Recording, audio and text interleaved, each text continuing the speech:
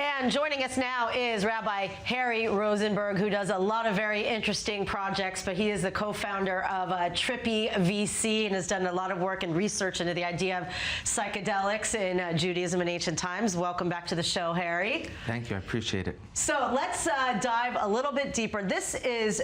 We're hearing about this all the time. People that are delving into these things that maybe 20 years ago, like, oh, you're doing drugs, don't do that. But there's something to it. So please explain why this is in the consciousness now, even of people that are not just trying to escape life. I appreciate it. And first of all, I love that you said drugs, because really that's like the core of the whole issue, because really these are medicines, plant medicines that come from the earth. And the reason they're called drugs is because of drug companies who are producing drugs, like pharmaceutical industry, who lobby and create a protocol that cause these things to have become illegal. And so this is like the first step, is just realizing we're dealing with ancient plant medicine that people have been using to help heal for thousands of years. There's a little bit of a taboo around it in Judaism, because certain tribes in the world who are still using these medicines created ritual around these ceremonies. So the Jewish people are always like keeping arm's length from things that seem to be idol worship. But that would be like a tribe who takes water and makes a ritual ceremony around it. So we're like, no, we don't drink water. No, water's essential. And so what we see for thousands of years, all these ancient cultures, and as we've spoken about, including Judaism and the Holy Temple, have been inhaling the mixture of different plants, which cause certain functions in the brain to open up and allow people to think in a higher level of consciousness. And when we say in the Temple of Israel, we spoke about when the Kohen Gadol, the high priest, was inhaling on Yom Kippur, he was erasing sin from the sin of Adam, which we've come to understand potentially to be erasing generational trauma.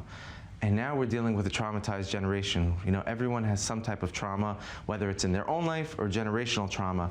So we're demystifying basically these plants that help heal, and people are using it to alleviate suffering. And from Judaism, this is like the most kosher thing you could do, because to heal, there's almost anything you could do in the Torah. There are very few things you can't do according to the Talmud. So in ancient times, when people weren't focusing on mindfulness and trauma and issues with their parents and things like that, what were the basis of the usage? So when we're hearing like some of these prophecies from some of the ancients, like, could we assume they were able to access this divine information because they were using plant-based Two things is very important medicine? to know is, one is like, the priests of these ancient religions are the ones who preserve the plant knowledge and the plant medicine. But we always have to understand the most psychedelic and the most psychoactive chemical in humanity, which is DMT, dimethyltryptamine, is also endogenously flowing in our own body, which means you naturally produce the most psychedelic chemical in the world when you're going to dream at night. It's secreting from your pineal gland, the eyeball lodged in the middle of your brain. This is just science. So we can't say for sure that the prophets of Israel were taking this one chemical from the earth to open up this part of their mind. Very easy to naturally have this experience.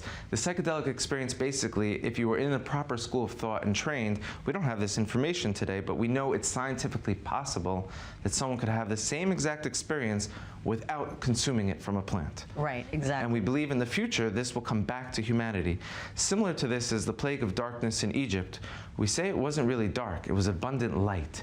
And you ever shine a high beam flashlight in someone's light, they can't see. And this light that was coming into the minds of humanity at that time was so great, it caused the Egyptians to like be so scared and like fearful, crawl into little balls on the floor. But it said for the Israelites, we had this light in our houses. This, we believe, according to our sages, was a light inside of the mind that we were able to dwell within. And the fascinating thing is, they say in the Messianic era, the same response will happen. There will be a group of people who are going to be very, in a state of fear, and a group of people who are going to bask in this light.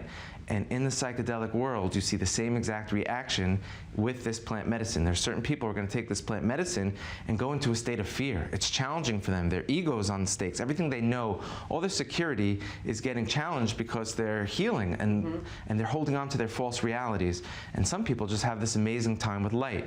So we see this one thing called light can cause people to be in a state of fear or in a state of total, complete conscious elevation. But what is it that it's doing that's healing the trauma? Is it just seeing the trauma that you're not conscious of and that heals it? It's a great question. So I believe scientifically what's happening is we're storing traumas on the frontal cortex of our brain, on these neurological networks.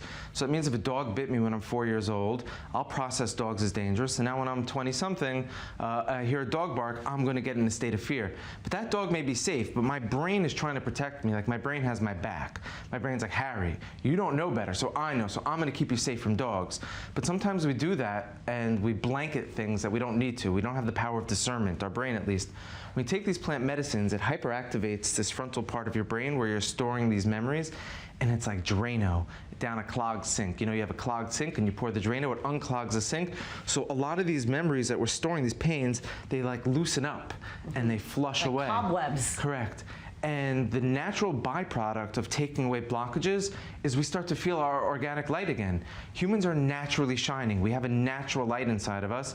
So people who are doing this feel like they've done 10 or 20 years of therapy in one day, in one night. Wow. And so some people who have been in an absolute state of depression and misery their whole life, after one psychedelic experience, they will feel like a light bulb turns on inside of their head and they have a new lease on life. So we have to be compassionate to humanity right now and realize this is important because a lot of people are suffering and there's no need for that. And there's a lot of for-profit companies standing in the way of them and healing, trying to keep them suffering. And it's just a total misunderstanding. I mean. Wow, Rabbi Harry, thank you so much. It's always so interesting talking to you. Much appreciated.